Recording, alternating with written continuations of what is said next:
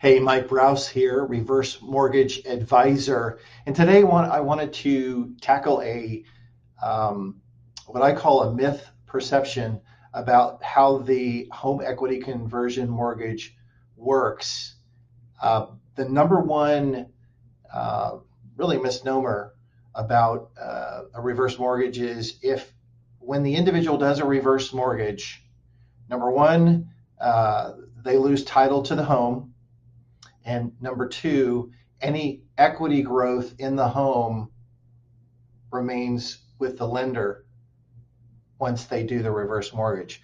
So let's tackle the first one there, and that is the homeowner remains on title regardless, as long as they're making their property tax bill payment and their homeowner's insurance. They remain on title. The home remains theirs. They just have a reverse mortgage against the home. And it's very similar to, for instance, somebody who has a $150,000 loan on a house.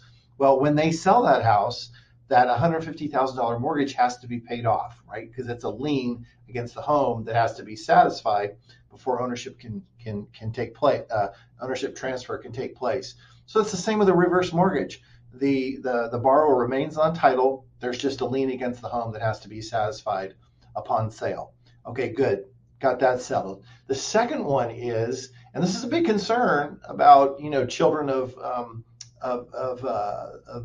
whose parents do a reverse mortgage.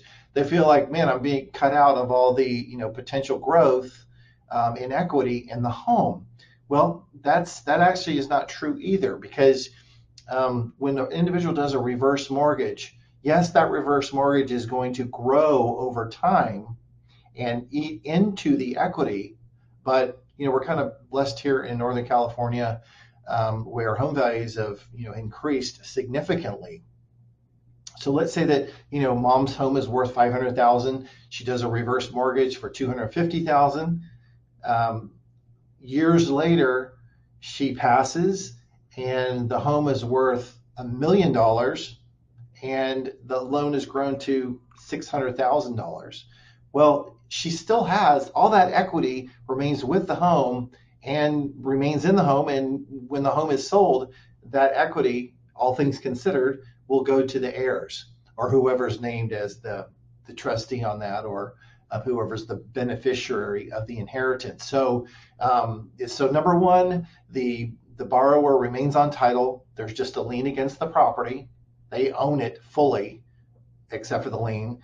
Number two, equity growth in the home, it doesn't stay with the lender. In other words, it doesn't become part of the lender's, ownership. It's not the way it works. The equity, if there's any equity left at the end, the heirs or the estate gets that. So I hope that helps. Please comment below, give the video a thumbs up. And as always, if you have any questions about anything I've mentioned, my number is 707-888-8230. And oh, by the way, you can text me at that same number. Thanks for watching, and we'll talk to you soon.